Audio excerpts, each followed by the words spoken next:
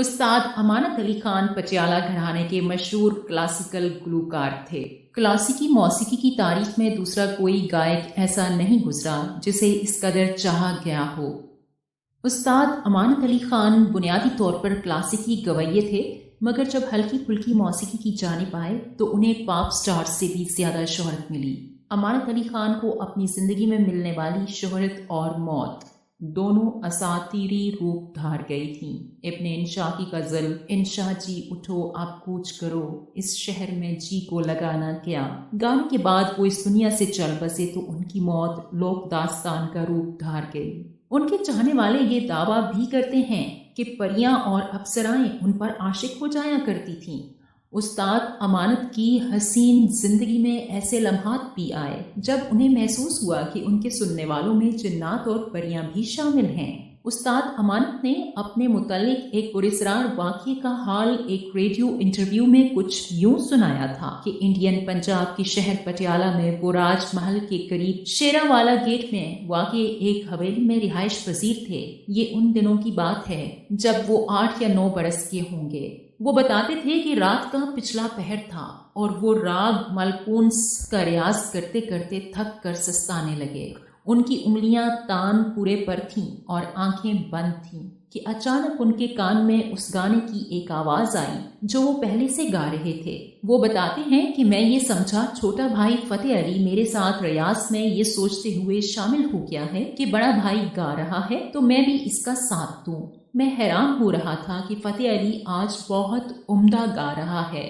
میں آنکھیں بند کر کے راگ کے سروں کو چھیڑ رہا تھا کہ اچانک وہ غائبی آواز گندھار سے نیچے تان لے کر اتری۔ وہ تان اس قدر تیز تراز اور خوبصورت تھی کہ میں بیان نہیں کر سکتا۔ انہوں نے مزید بتایا کہ مجھے یوں لگا جیسے مجھ پر جادو چل گیا ہو۔ واہ واہ واہ کر کے میں اٹھا تو دیکھا کہ وہاں کوئی نہیں تھا۔ میں چونکہ بچہ تھا اس لیے بہت ڈر گیا۔ میں وہاں سے چیختے ہوئے بھاگا اور ابا کے کمرے میں آیا اور انہیں جلدی سے یہ ماجرا سنایا۔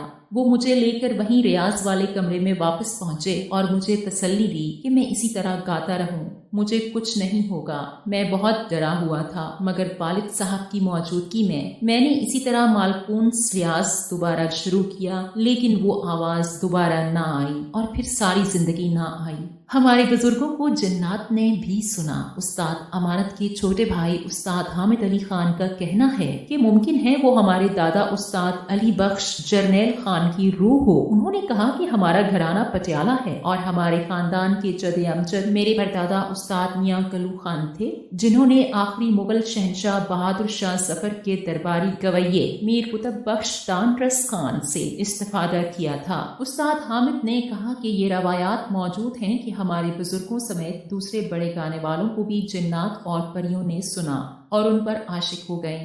انہوں نے کہا کہ استاد امانت جیسا وجیح خوبصورت شخص میں نے نہیں دیکھا۔ میں یہ اس لیے نہیں کہہ رہا کہ وہ میرے بھائی تھے۔ ان کا گانا، پہناوا، شکل شباہت اور عادات راجا مہاراجاؤں کی طرح تھیں۔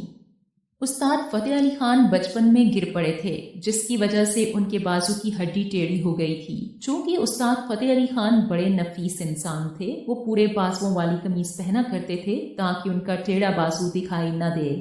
ایک مرتبہ استاد امانت اور استاد فتح کی بحث ہو گئی۔ جب استاد فتح نے بہت باتیں کر لیں تو استاد امانت نے صرف اتنا کہا کہ تم جو اتنی باتیں کر رہے ہو تم مجھے آدھی آستین کا کرتا پہن کر دکھا دو۔ بس پھر کیا تھا، استاد فتح علی سمیت سب گھر والوں نے استاد امانت کے اس جملے کو انجوائے کیا اور یہ جملہ ایک تاریخی لطیفہ بن گیا۔